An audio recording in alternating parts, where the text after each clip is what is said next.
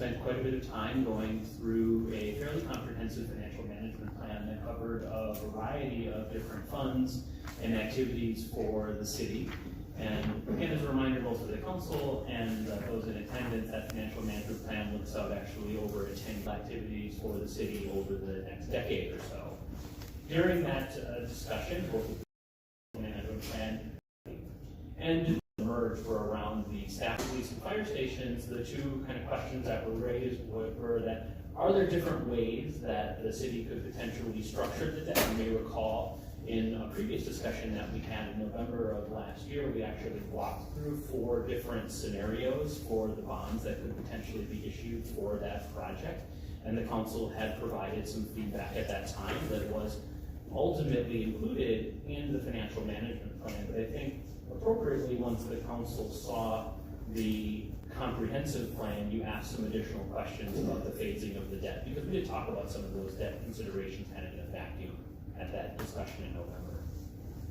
And then again, before you go forward, those 4 were 20-year kind of tiered in approach or straight up approach, and then the other one was 25-year bond. Correct. And same thing, all at once or a 20-year bond with either full debt service or 1-year bond, again with the debt service coming on in one. A couple slides on the feedback. Further model of those, I think of course these things can happen. We could always tweak some of these assumptions based on our discussion here today. So ultimately, how could the FMP change? There's a few things that we did, and reaching back to my comment on assumptions, when it comes to the public safety facility, first what we did is we split the potential project costs and then the corresponding debt issuance in between 2 years, which would be 2027 and 2028. And then with that phasing, what we actually did is we ended up delaying some of the payments. Now you may recall from our previous discussion, there was some concern about potentially having additional interest payable another year, again, depending on final project costs, additional interest expense. So to be an issue for this year of your regular agenda, interest expense, about 20%. You may recall from the balance requirements, if you were to dollars, and just as a reminder, about 1% on your property tax levy is about $250.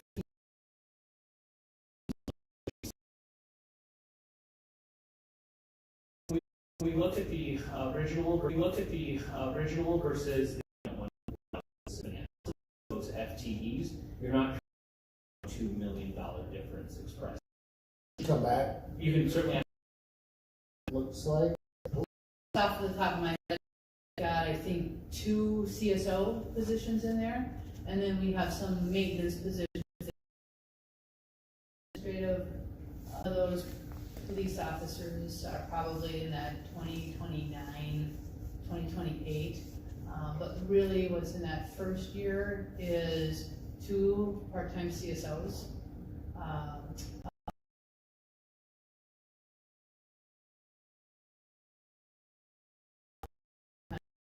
Transition. This is over these 5 years. 16.7. Mm-hmm. I think it's a full meal deal. Yeah, Mr. Vice President, members of the council, so numbers that you see $2032. And vehicles. Mr.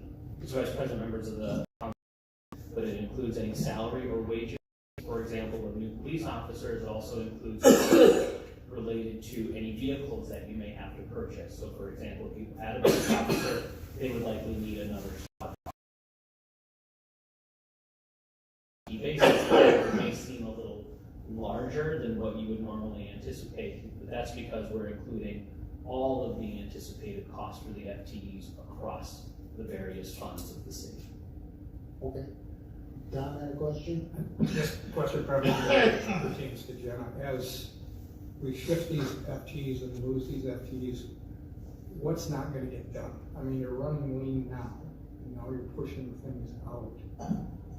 Are there things that we're going, well, we just can't continue to do the roads. We can't continue to do everything that everybody wants. Is that part of your concern as we move forward, as we're cutting FTEs and pushing it out?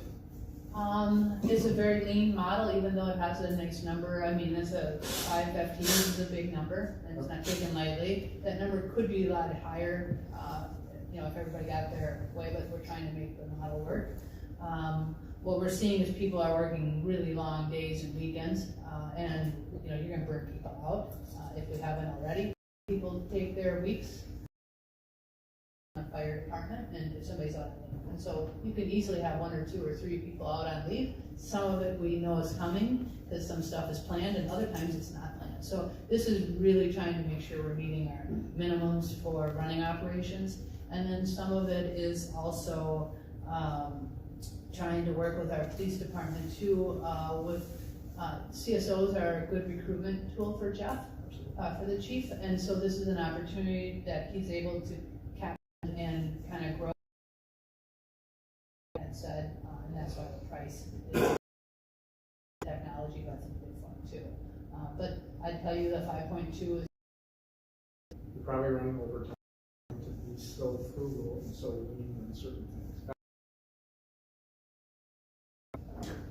Something isn't going to get done, and as you mentioned, pretty extensive. I'm looking over at Rachel in terms of what that cost that is incurred by doing it. So yeah, that was just my point.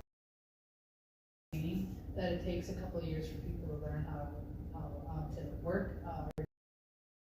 Mental health is real, and so we're just trying to make sure that we're managing. Councils, things got kicked down the road, and then we end up with a disaster. I don't want that to happen.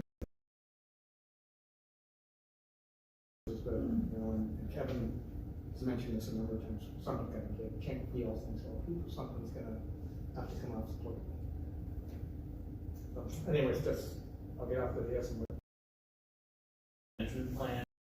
So of course, there were some questions asked about what is included in these FTEs, and all of that would be considered and fully vetted at the council later in the year when you start having your budget hearings and real active discussions around consideration and adoption of the proposed 2027 budget. So we look at the property tax levy and rate. The council may recall in one of the alternatives related to the staffing plan and increasing all of those FTEs right around that. Model the 29.2, that was the rip the Band-Aid off approach and the full debt service in the first year related to the potential public safety projects. If the city were to phase the debt service, as mentioned in a previous slide, of the debt service plus the FTE public safety projects with the names, and then that was the previous slide. These numbers could change as the council considers the ultimate timing of the potential public safety projects. Of course, there are a few hurdles to clear before any debt can be issued related to either facility. And then, as I mentioned, as you work through your proposed 2027 budget and consider those FTE requests and their ultimate impact on the levy, these numbers could change. But as you can see, there are certainly many levers that the city council could pull to ultimately consider different alternatives related to property tax impacts for the requested staff and the debt related to the potential public safety projects. I would also note that under this model, we're phasing the debt in over 2 years. Presumably, you could also phase it if the council were so inclined and interested in those kinds of scenarios. Dan, is it safe to say that this includes our operating budget too and our pavement management that we usually bond for? So this is everything. There's no other. This is our levy. Mr. Vice President, members of the council, Mr. The source of the general fund is the property tax levy. Besides the previous session, tax levy and some of those other funds to support both what we see as the historic activity of the city in those funds and what levies in those other funds. You may have to consider opportunity costs and trade-offs associated. So my question would be, did we figure a 9% levy increase similar to last year? So then thus to add these public buildings would only be an 8% bump over what our standard levy would be? So what did we figure for it to I think stand? it's keeping everything neutral except our contracts maybe? Is that in there, Dan? So, Mr. Vice President, members of the council, to the question, as far as, if I understand it correctly, what it would just be the levy if you weren't including any of the FT 0.2% increase. That would be the operating pressure that we see in the capital project funds that were also supported. Dan, those we thousand over a few years. That was also to increase some of pavement management percent plus the third year of our agreement that's in place. Yeah, Vice President Strickland, that's correct. You may recall in the previous budget year, there were some adjustments to some of those capital project levies because the council had set some expectations related to the year-over-year increase, which would end up being right around 9.9% for this next plan. One that pays property taxes. There are some tax exempt facilities. Is you add up the entire tax base. The calls from the previous work essentially in the middle third. You were not the highest, you were not the lowest, you were basically in the middle. You would kind of And as you're rolling forward year by year, what's your assumption on the tax base? The first is working closely with the Community Development Department. We identified any numbers. We have also assumed that the existing tax, to keep in mind, one, a higher percentage or down about 2%, really using a more kind of small c conservative the tax rate. So when we look at the property tax impacts themselves under the original model, as I was mentioning, about $960 in property tax increases over the next 3 years in total, based on a residential homestead valued at about $300,000. This model assumes in that first year again that you would be issuing all the debt in 1 year, which is why you see in 2028 that kind of $540 or so. Use some of the staffing that was currently planned, and then 2 year period, you can see that in 2 years how much property tax as the previous model. See kind of the changes, the $17 kind of reprieve as you move some of those FTEs around, the $20 cost do have a bit of gravity to them and how they move the property tax levy or not. The other thing I would mention in 2031, this is a question I know the council has asked repeatedly, that we are anticipating decertification 3 TIF districts in that year, and so that would add about another $1 million of tax capacity to the city's tax base, or as I mentioned on the previous slide, what we divide that property tax levy. We still can do a little refining. We're still waiting on the 20 that could be reduce some of the position of the city and that you're meeting. In the model right now, we are currently using to get some more information in terms of what the impact would be on the guidance to city staff as they put together the budget for next process. We do there are various that needs to be done with some of those funds, basically understanding if all those projects are complete and if there are any future closeout bills. Once the city determines that, there may again those funds be some extra resources that could be used for other purposes. For all of these options in the budget development process, because you'll have some of this information sorted when that time comes. And then ultimately, the various operating impacts that are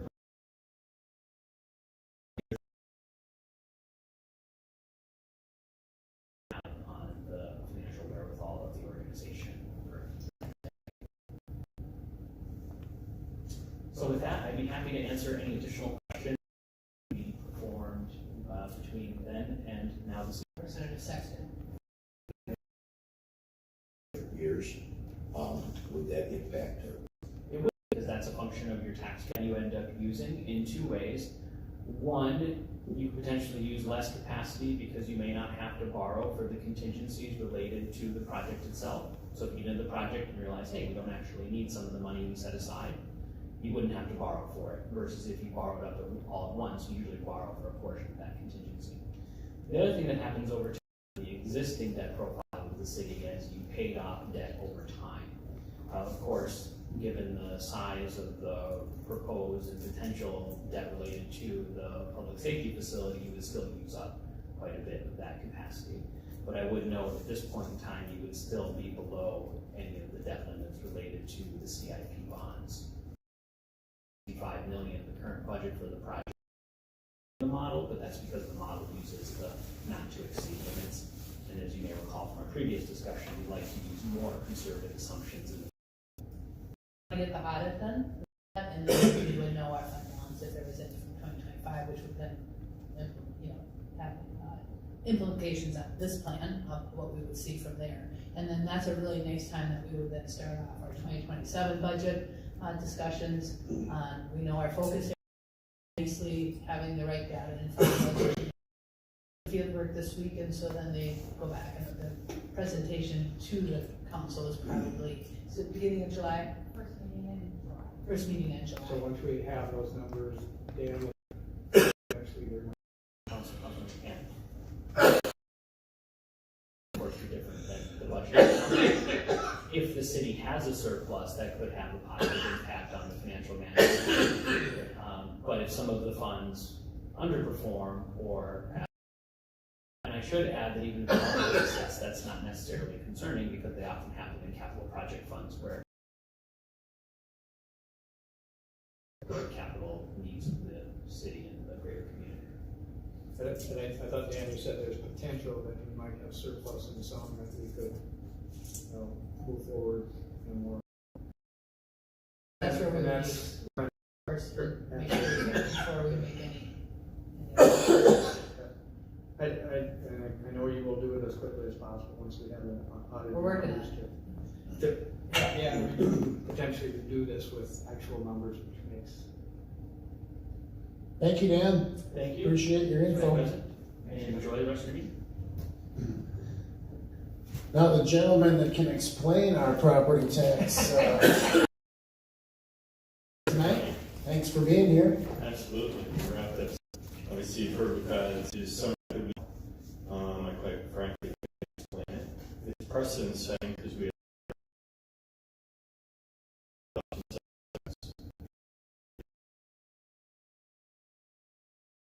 everything else. We had an outstanding package. So, but the methodology and everything was outstanding. So, thanks to everyone and staff, everybody in your team, Jenna, and the support we received in order to do what we did. So, we'll keep trying again. It's not like bonding where we only do bonding every other year. It's an exception because we didn't do it in 24. But we did get an overall pretty darn good bonding bill for the rest of the state this year, which was a surprise. A lot of work went into that. So, hopefully everybody else will like to do 23.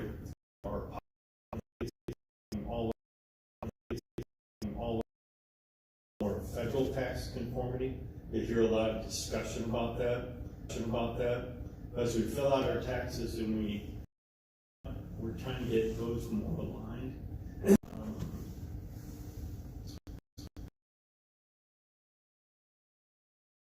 And that software goes back to the early 1990s, and has not been improved.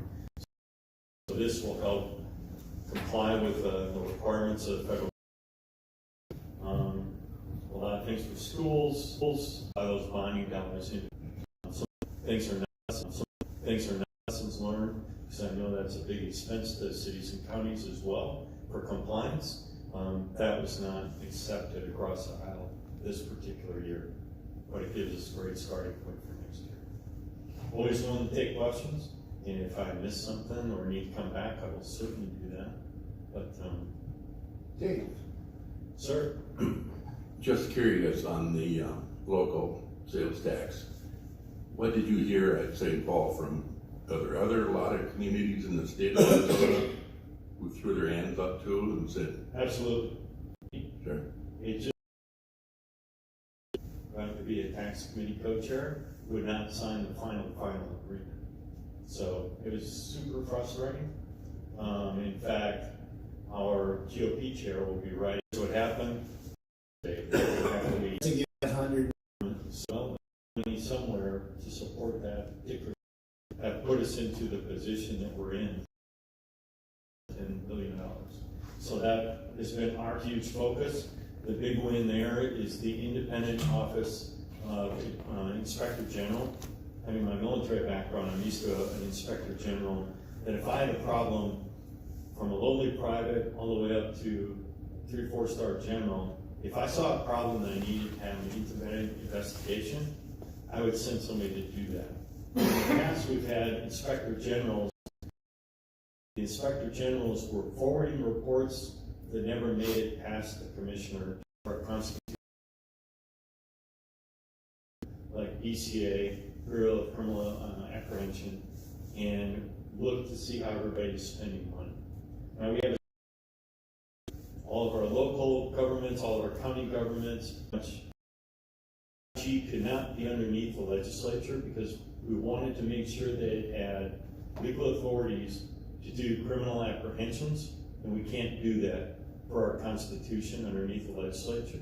So we had to put it under the governor, but we did it now in such a way that the governor can't even select his own IG without it going through our commission that we're setting up. They'll have equal number of senators, representatives, and from both parties, as well as some additional members on a commission to select 3 people, and the governor will have to select my own requirements and to try and prevent everything we're doing with really fraud and stealing from Minnesotans, which is not good. I hope I answered that question. I gave you a lot of detail there. How much money did you authorize for this new department? Yeah, it's about 16 million, and it's spread out over a couple of years. And then there's some other pots of money that we pulled from in order to give them sufficient IT resources, because much of this is IT intensive, to do some of the screening of some of the programs and things like that, as well as set up the office, hire people, and do everything we need to do. But go ahead, Tim. And all the good work that they do, because they work for the legislature, and try to apply those as well. And we're very, very happy with Judy's team and everything that they've done to assist us with all of our different audits. Thanks for getting after that. Oh, absolutely. I mean, it was the #1 project starting 2 years ago when we came into session. It went through the Senate on the special session day on a 60+ to 7 vote. So only 7 voted against the Senate, and we could not get across the line in the House because we're tied. So it was very much a party line vote. We've been pushing this and making changes and working on it. And we wouldn't let it out of one of my committees, state government, until we made sure that the auditor is being ignored. That's what we need in order to do it this way. And then we'll be able to redirect resources where they should be. But we could be here till midnight talking about the fraud. Yes, we could. In the state. Do you know Joe Souchere? I've heard the name. Okay. Yes. That's logic. Yes. Do you, if you're a betting man, do you foresee Senator Klobuchar talking to him on air? I don't know. And being grilled? I don't know. I mean, as a candidate, if I was invited to go get grilled, I'd go get grilled. Because I feel like transparency is very, that's why I do coffee with. Is there any hope you can get the tab? I don't think Jesse's coming back. Yeah, I wish he was. Any other questions? Just a comment, thanks for being here. Absolutely. I enjoy coming over. Unfortunately, I'm glad I found out about this, Jenna, and we talk all the time. And certainly, if any of the council members has any questions, shoot me an email, give me a call. I love talking to Greg, so I learned so much from everybody. I want to find the answer for you, because that's the job I signed up for. So, thank you so much. Representative Sexton, thank you much for clearing the mail on the local sales tax. Absolutely. Yeah, we're going to do it. We're going to do it again, and we're going to figure a way to get it through. So, we're lucky to be there throughout the day, from my understanding. So, we got to figure out a way around this, because it's a great tool. Unfortunately, it's the type of I'm all about doing, we've got to make sure that everybody is on board with that. And that's where we've got to do a little more work, apparently. Thank you. Absolutely. Thank you. Thanks, everybody. I've got to run to Wasika. The same thing over there. Yeah. Brian, you're up. I think we're going back to Ehlers, is it Brian? Yeah, it is. All right. Thank you, sir.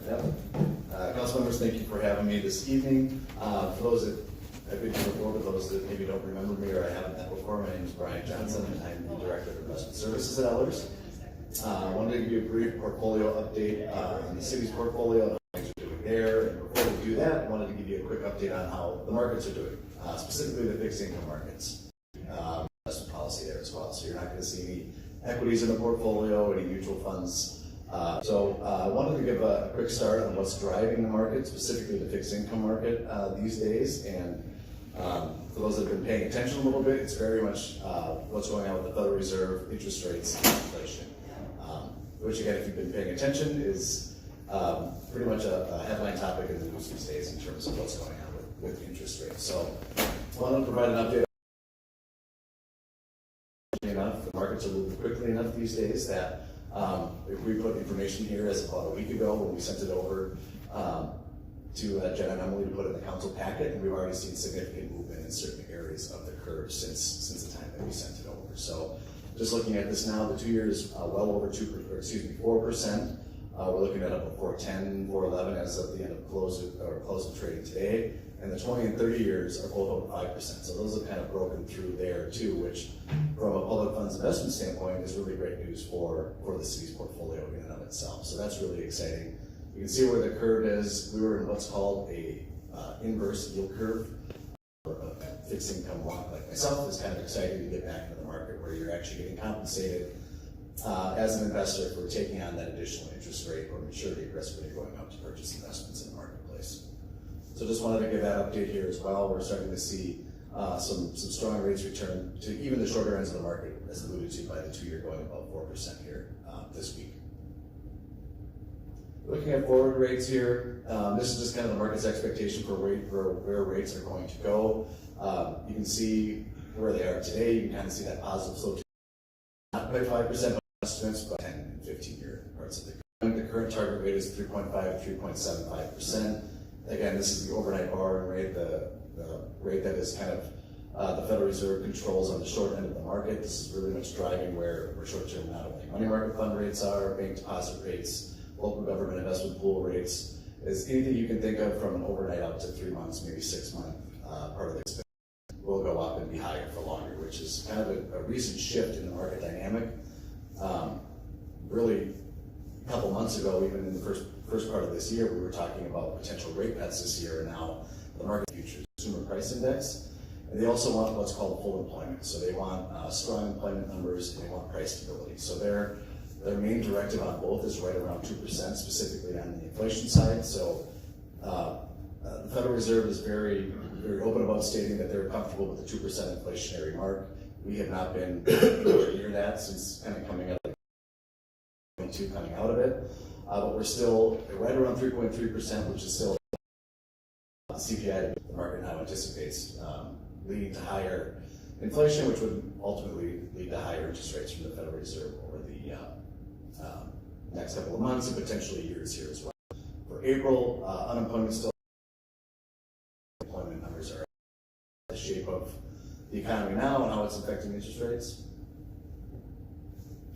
Okay. So we'll jump into how that's impacting the city's overall portfolio. Wanted to provide an update again. We talked about permissible investment sectors. You can see the asset class allocation down in the lower right-hand corner. We invest the city's portfolio with the auspices on the road, and then you can see the market value of the portfolio there as of the end of April of just over $41.2 million. A couple of the updates that we had from the last time I was here, we've added to the municipal bond sector. That's where we're seeing a lot of yield value in the marketplace right now in terms of where we're going to pick up incremental yield over comparable maturity treasuries, agency bonds, and then the principal paydown sector would be agency-backed mortgage-backed securities. So those are mortgage-backed securities issued by federal agencies. So the credit is an agency credit, but the underlying market. And you really, there's some steepness down the short end of the yield curve, but we don't think it's prudent to go up 20, 30 years, et cetera, to pick up on it. It would be the higher. We're going to be having just under 10 million in maturities this year. So those funds will be invested in this higher rate environment, which is going to produce more income for the city's portfolio over the next couple of years, which is really exciting. Projected income for the next 12 months is just over $1.1 million. That's actually probably a conservative number because that doesn't include any zero coupon bonds. That's just coupon income that gets pulled in there. So there are bonds that are bought as what's called zero coupon bonds. They're bought at a discount. They mature at what's called par or 100.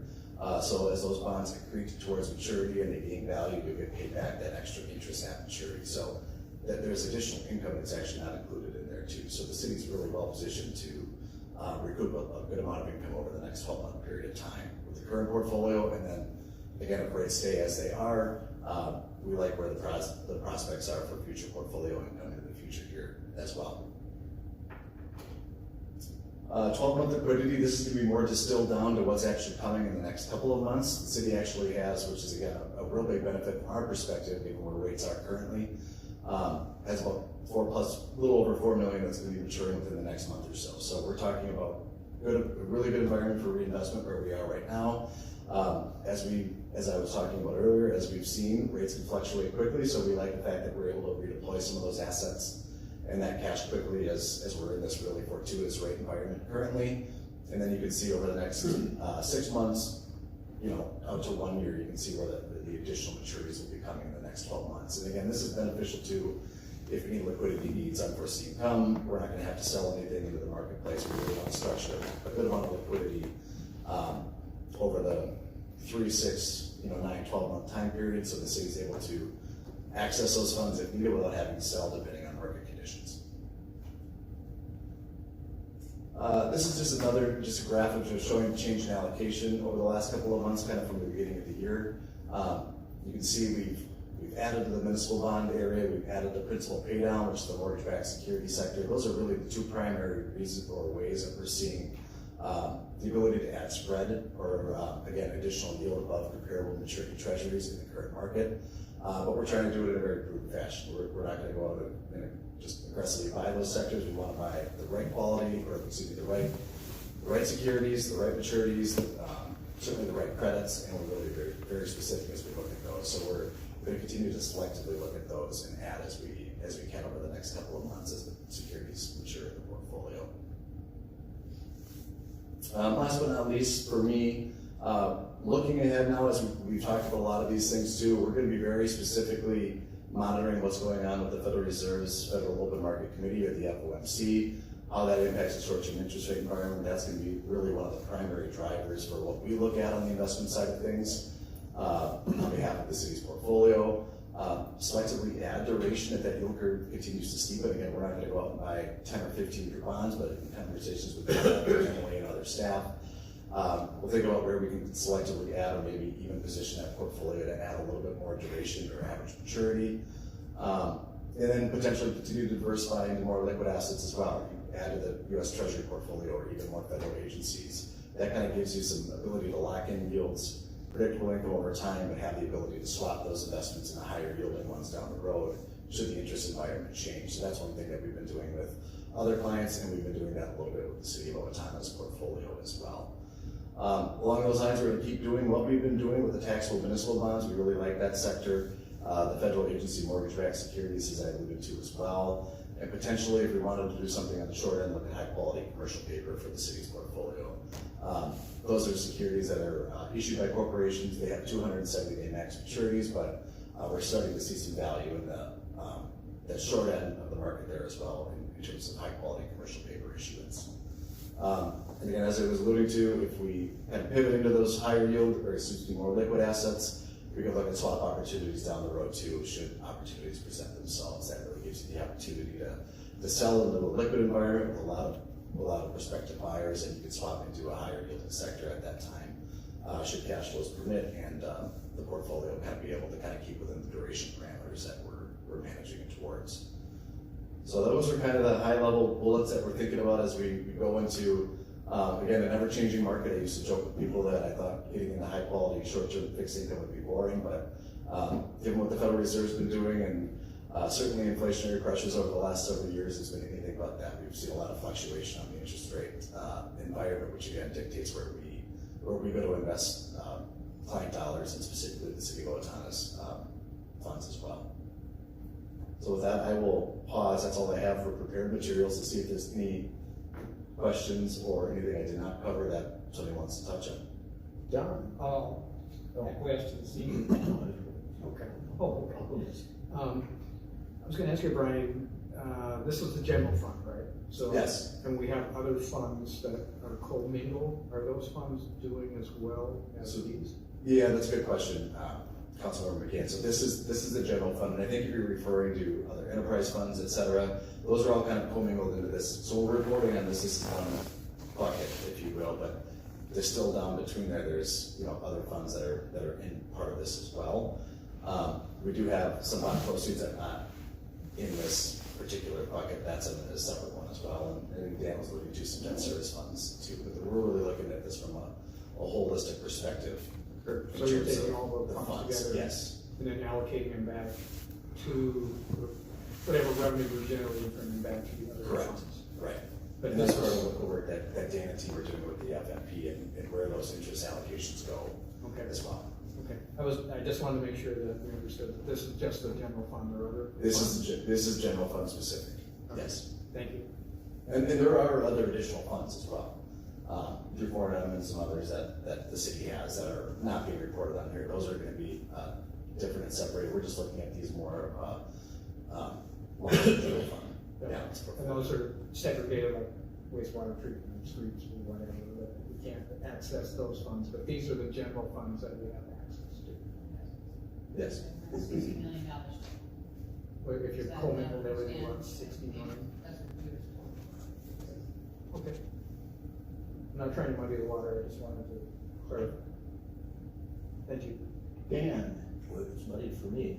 So the 41 million that you're actively managing, either you or your team, how often do you look at the market opportunities and our personal, Owatonna's personal account?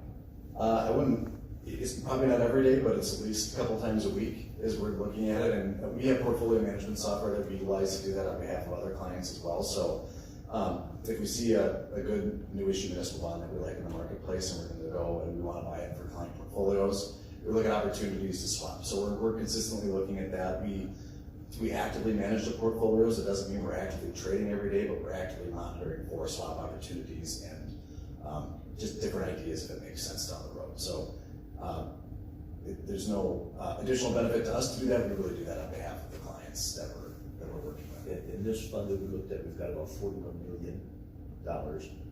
Yep. And then Don alluded, and you alluded to a separate bucket that is our stormwater and our whatever else we have. Other funds. And that equals about another 20. Those are because encumbered, they've been spoken for. Please remember, this is, I think Dan says it best, it's not money that we have investment like into a 401k where we can cash it out. This is just all of our funds that we use that's invested for us. And so they're just in and out funds that we use. So it's not like we could cash it out like we do at our savings account at home. So these are active funds that have purpose and strings to them. It's just that they're being invested for us. Mm-hmm. Did I say that okay, Brian? Yeah. Dan? I'm good enough. As long as High level question. My question is, big effect? more, yeah, I mean, there's several voting members of the FOMC. Interest rate policy decisions or how those meetings go. The Fed actually puts out what's called a dot plot after all of their meetings, which it's inconspicuous way of the Fed members or the voting members voting or showing where they think interest rates will be, not just this year, but later on this year and into the following years as well. I would argue that I always thought the chair of the Federal Reserve or the FOMC should have a bigger circle on that dot plot because ultimately they do usually a little bit more influential in that regard. So there's a lot going on there, and like I said, there's just a lot going on in the underlying, the underpinnings that drive interest rates, including inflation and employment. So it's going to be interesting to see where they go in the coming years. But really to the degree where there was, I would say, a good market prediction of 1 to 2 rate cuts earlier this year in the first quarter, and now we're looking at potential hikes based on market reactions going into the fall or the latter parts of the year. So, it'll be interesting to see how Kevin Warsh comes into his own as the Federal Reserve. But I think even at the outset, some of his policy was more hawkish, which would lead to higher interest rate policy down the road. Just given some of the things that he said in his confirmation hearings and whatnot. So it'll be interesting to see. Brent? Yeah, I think one of your slides showed like the projected income of like 1.1 million. Operating budget, And we do that every year. we do, Yeah. I believe I saw it in there around 900,000. Yeah, otherwise, when that money matures, it's automatically swept into the sweep account, so money market fund earning, whatever, and then it doesn't get reinvested over time there as well, unless Jenna or Emily or others say we need that money for something, then we need that gets sent out. So really, The general, those funds continue to grow at the rate of return of the portfolio. so only funds or the only funds that we can count towards our fund balance would be like that interest we're making off the balances. When we have fund balance policy of like 50% of our operating budget, correct? 45%. 45%, yeah. So are we taking the interest we're making off of this portfolio into that fund balance? We use some of that 1.1 in our operating, like as a line item for our operating budget. So that's what. So it's helping buy down that levy, right? That's right. It's helping buy down that levy a little bit because we're taking this interest we're making off our investments into it. Yeah, and as this portfolio continues to grow, and I don't want to overstate that either, but it will continue to help offset the levy. That's the goal of. These things we don't want to get too aggressive. Thank you, Brian. Yeah, thank you all. And if there are follow-up questions, We will now move to the Developer of the Year, Mr. Greg Kuschke. Alright, we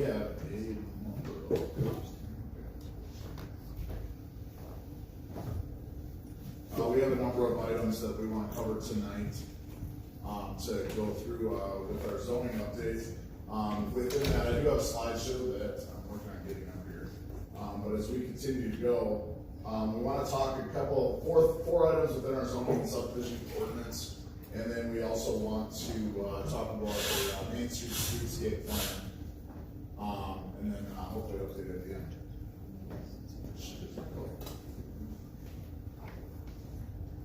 I know I can do that.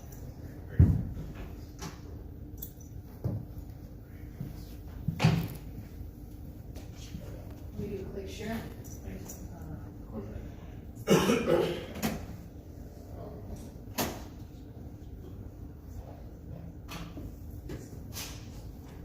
You want to do this one?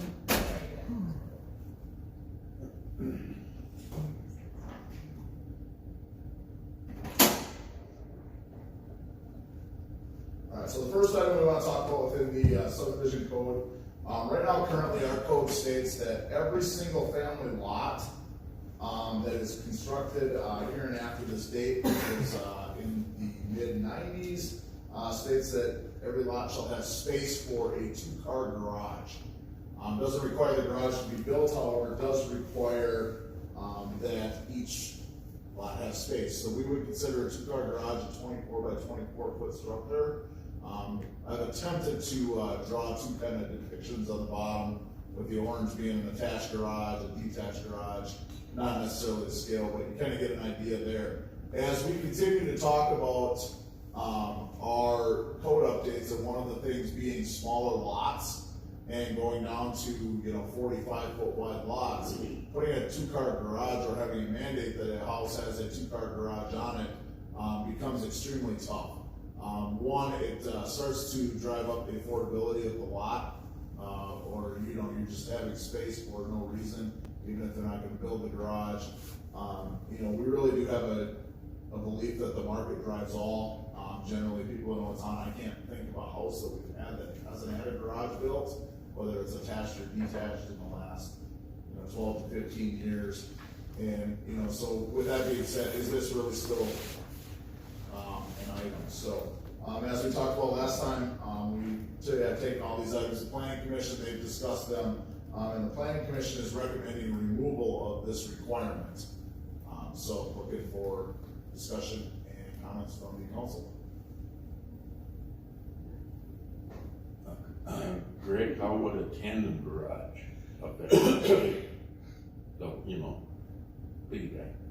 Yeah, we'd allow that to meet the requirements. With most, Greg, most lots that we sell still have the option for someone that would, after the build factor, a year or two, that there would be room on that same lot to put on to double the size of his garage. That becomes tough because we haven't had any lots that have been platted to the new smaller standards that we're creating. So, if the market's going to drive that these have garages on them, then we'll have it. If we're gonna have, the question is if we're gonna have right now we have a requirement that you have to have space for a 2-car garage, wherever you're going to put it on that 4,500 square foot lot. And I guess that's my question, is if we should have that requirement, or if we let people choose and the requirements settle it out. Well, if you look at that lot down on the lower, or the graph on the lower right, and that's, is that a new lot? You could double the size of his garage. Yep, we haven't scaled out that lot per se. We know it's gonna be an issue because it depends on how big the house is. You've only got 4,500 square feet on that lot, so if you put a 1,200 or 1,500 square foot house on there, and now you've gotta meet all your setbacks, it's going to start to become tough. And so that's why I'm asking, I guess, the policy decision, if we wanna require this, do we wanna require it in certain districts, or do we get rid of it? Greg, sorry. Do you happen to know what the rationale was behind the requirement? I do not. It was well before my time. I assume it was so people had ample space to store their stuff. Isn't the Partridge project down to 65 feet? Yeah, we have a lot of 65-foot lots in the city. Right, so it seems like mandating a double garage, we talk a lot about trying to make housing more affordable. There's certainly people that don't need a 2-car garage. Especially if you just want to get some nice small houses up on small lots, you won't have room for them anyhow. I would concur. I think, what Greg said about the market should dictate what the market wants. And looking at Partridge Place, for an example, do they have to have a 2-car garage? They were trying to make those affordable lots, starter homes.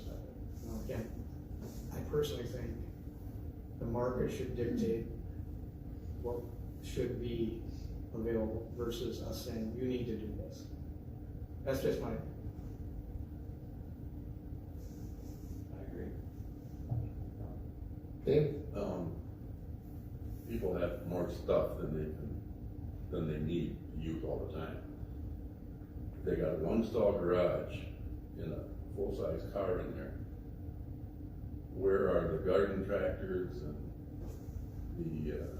the boat and everything else gonna go? We're gonna create a junkyard in some areas. Yeah, that becomes an enforcement issue. Now, mind you, nothing in our requirement requires them to actually build the garage. They just have to have the space for it. Have you ever seen the garages that they go underground? How would that work? Square footage wise, they have the house that's the correct square footage, that they can go underground with 1 stall, and they have another stall on top. And they, That, yeah, I mean, it's all a possibility in this. You and I once were discussing a development up at Farmington where they went very small, almost like windrow houses. And I don't think they had any garages. I mean, I can see that being somewhat of an answer in the future to just having developments where very high density individual houses. They certainly don't all need a 2-car garage as far as I can see. But then you'll have an issue with parking. You're gonna allow parking on the street. Not everyone has 2 cars, so some people just have 1 car. Mhm. You don't, I mean, you can't dictate some have 2 cars garage in the process, but some people only have 1 car or no cars. No cars, yeah. I owned 2 houses in Owatonna, and I'm about to move into my 3rd. Every one of them is a 1-stall garage.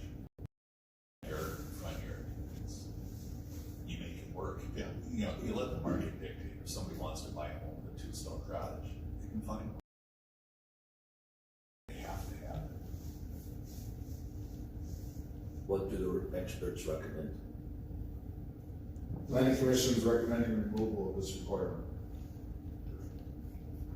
So, in the essence of speed, I think we'll move on. I think I got enough head nods to get direction there. That was what will come in the final ordinance. So, next requirement we have, front decks, steps, patios.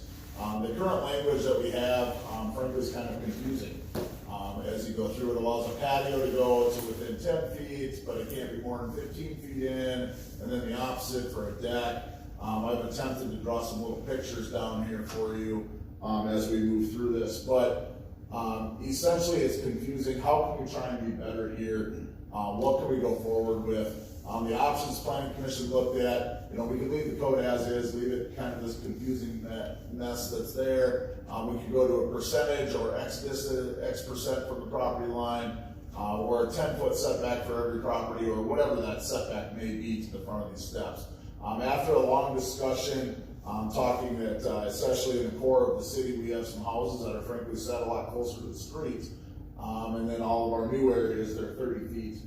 We've even got some developments that mandate 40 feet through their private covenants. But essentially, after discussion, the Planning Commission is recommending that we do 50% of the distance from the front wall to the property line or the existing structure, whichever is less. And so similar like the bottom left depiction, the front wall is essentially 8 feet from the property line. That would allow you to have a 4-foot stoop or deck or whatever you want to step, and then you'll have 4 feet of green space to that. And you spend essentially doing a 50% rule going down there.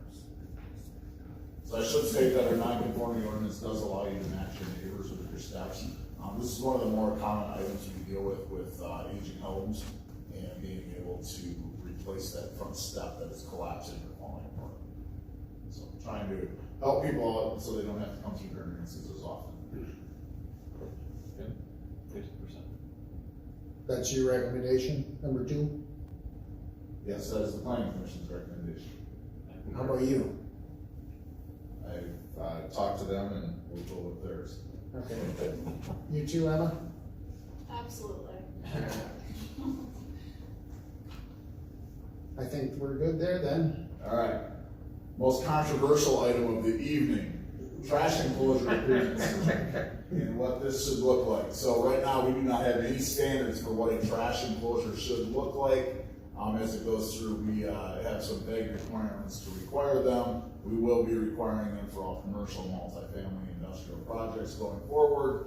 And so right now, we currently don't have any standards. What is acceptable? Does it just need to be 3-sided? Does it need to be 4 sides with a gate on it? Does it need a roof? And then masonry, everybody's favorite chain link with slats, wood, combinations thereof. So there's a number of pictures that Google has served us up. None of them are local, but enough to give you an idea of what is possible, what some things look like going forward. The Planning Commission is recommending that the trash enclosures be enclosed on all 4 sides, with the 4th side being a gate designed to obstruct views from the surrounding area. So we wouldn't be able to do a straight chain link fence or that cage looking thing in the bottom middle. So. Is the city considered one entity as far as this goes, or is there different zones for residential and retail and industrial, and is that citywide? We were thinking citywide. We certainly could split it up if we wanted to. I certainly agree with downtown that they should all be enclosed. And then, of course, that brings up the next question: was some of those places have no? Can they build something like that on a city sidewalk? What I would say is most of downtown probably grandfathered in. from a lot of that, this, really what we're looking at here is gonna be major redevelopments or new construction. So we battled this quite extensively in the alley behind US Bank. I think they're enclosed, aren't they? Most of the, all of our newer, you go out to Kohl's or, any of the grocery stores, the new hotels, the, Quick Trips, they've all got some sort of enclosure, they've all got trash running, so what do we want that to look like? Well, there's some benefit for them to have them locked up too, because you get a lot of donations from people if you don't have it locked up. I can attest to that. Down that road and do retroactive stuff, that's going to be an enforcement nightmare, moving forward. We would prefer just to take it from the date and everything new is going to meet these standards. I'm thinking of one particular property laying out there. Well, yeah, so certainly, we're trying to, right now, we don't have a standard, and you will have a developer or builder that's going to call you and say, whatever you require is way too expensive, why are you doing this? We can't build because you're making us do a trash enclosure. And that's why we're picking up their trash blowing all the way across the city, so. Well, I think, Dan, you're talking about Indian Hope, that mess on the northeast corner there. That's a shame, we've had to look at that for decades. Anyway, being that they shoved their trash under the overhang there, they still would have to abide by for closing it up 4 ways, right? We don't have any authority to say, get those dumpsters out of there. On redevelopment, that would be really easy unless we decide that we want to retroactively go after properties. We want to retroactively. If you go after right now, because I know about.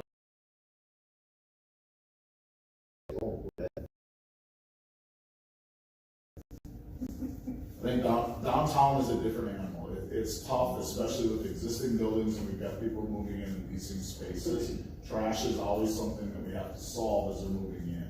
We would prefer to solve that problem as they come through with a new use, or if they're fixing up that building and trying to remodel that, instead of retroactively going after them. Right now, we would just like to, frankly, get a standard in so we know what to tell people when they're coming to us. We've got a new office building that's getting built,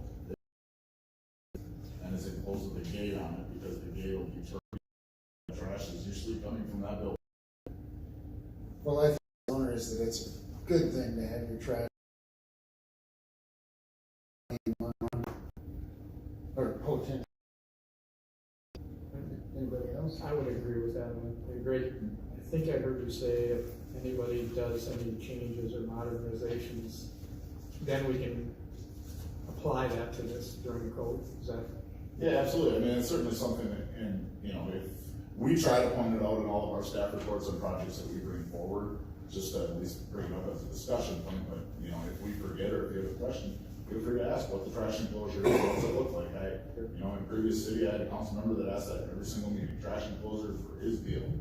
And he had no problem asking that, and everybody knew he was gonna ask it and just kind of waited for it. So if someone comes forward and says, I have want to remodel something, then it would apply to them at this point?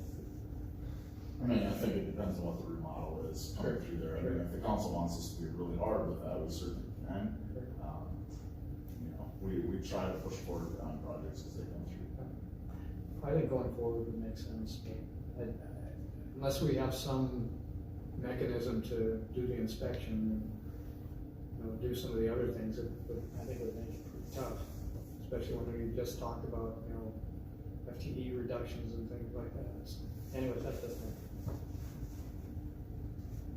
I would like to certainly put enough teeth in the ordinance. I think Mr. Walgren's looking at all our ordinances as far as personal property, whether it's. But I would, a lot of people, when they come into town, that main thoroughfare from the freeway, the first thing they do is stop at the chamber. They look across the street and see that. No authority and an ordinance to make them clean that up. As of now, correct? As of right now, no. Well, I would certainly add that in there. If we create a can of worms, well, I don't blame you. Alright. Our next section is on home occupations. Right now, this is obviously one of the hottest topics that we usually get drug into from a code enforcement side of things. Generally speaking, it's a contractor or somebody like that has outgrown the use in their home. They're starting to get employees. They're starting to store stuff all over the place outside. So we end up enforcing this, a few different times a year. Occupations of operations is a occupation. That's not pages go quantify. They do deliver as well as exceeding anything else would be permitted to come through as a conditional use permit, thus allowing a public hearing and action by the city council on their operation. So we do not number of Language is that, In that district. okay. Garage businesses that are going on, and sometimes they have. our goal would be in the future that we'll Businesses, and there's a ton of move forward, or there's other alternatives, and I think we're working with the school district and chamber on other alternatives for that. It mentions one near me, and frequently cars parked out in front of this place. Visible. doesn't say it in here, then that's a miss. We've got it in our existing ordinance. You cannot have any employees that report to the premises. I don't think it's on your prior screen, Greg. What about daycares? Daycares are allowed up to 10 people. There's These would be enforced by, when somebody calls it, generally we get a call pretty quick.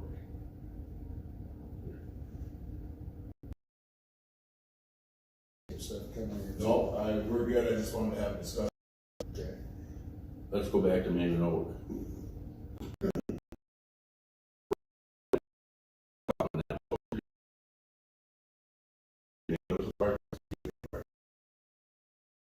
I'm sure that a traffic count at Main and Oak is gonna outnumber anything at Rose and Owatonna. I've had to look at it for almost 40 years, that mess down there, driving by it. I had a friend in town yesterday from out east.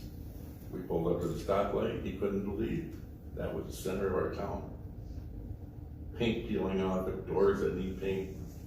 We got, instead of talking about it and shaking our head, we gotta do something to put a fire under who owns that rear end and get something done. I think Generally speaking, the building is currently for sale. I know there.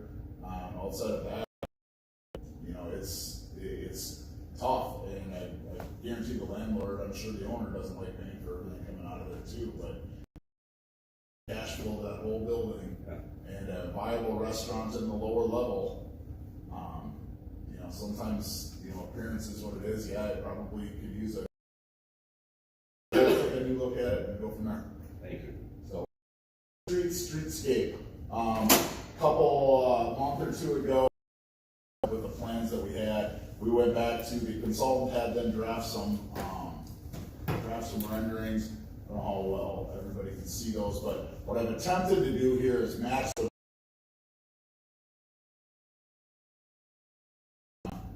going forward. So everything on the left is the reduced option number 1. Everything on the right is the reduced option number 2.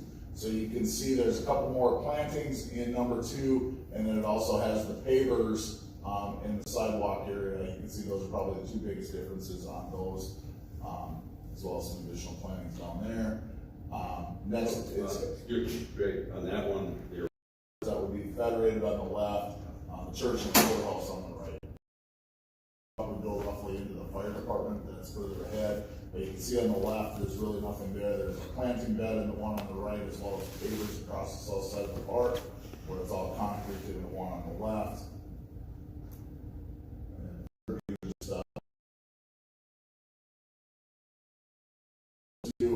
outside of that immediate bed on your left, on the left side, and the one on the right, there's really no differences all the way down this corridor, minus some of the pavers in the middle.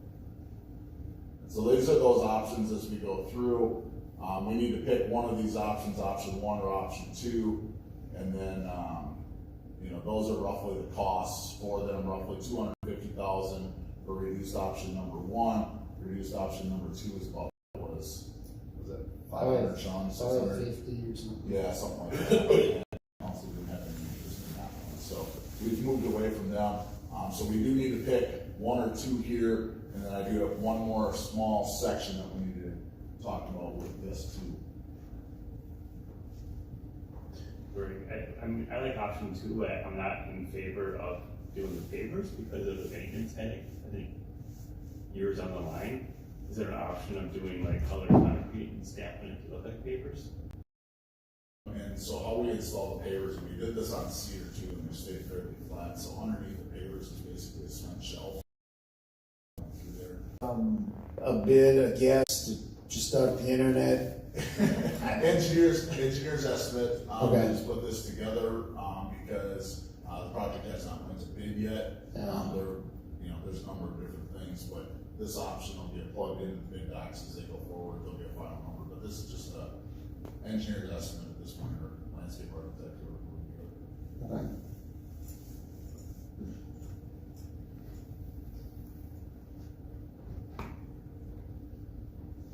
I would prefer number 1. I know we only get one chance to do it right. I know this is a main thoroughfare in the town. But I also think we're kind of up against all kinds of economic headwinds. And this is a city question. The county still has It would be all ours. all city.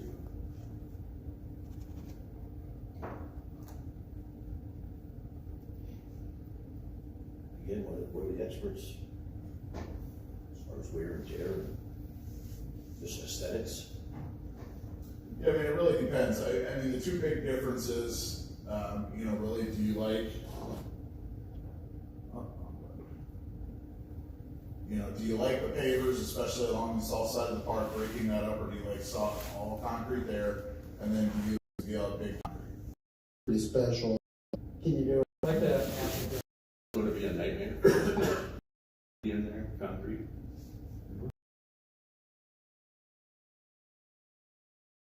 Aesthetically, I like the look of the pavers. The planters look nice. And they're nice to have downtown, but again, keeping in mind cost, maybe that happy medium would be the way to go. Have the pavers in that softer looking apartment. Just do the concrete on the other side of the street.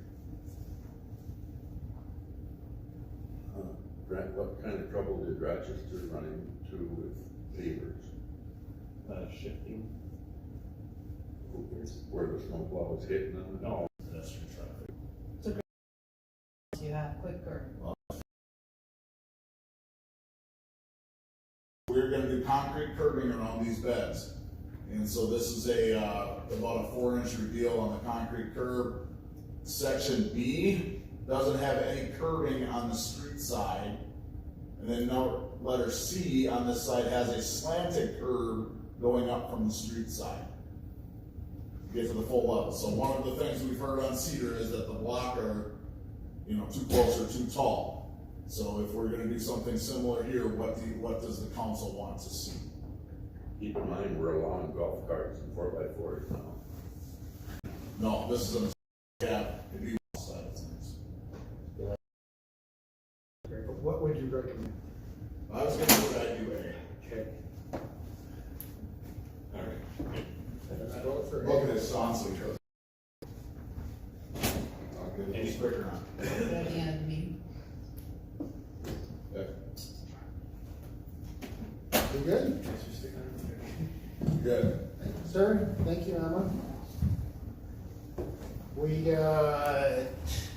have 8 minutes till our meeting starts, so we'll take a quick break and ready to roll.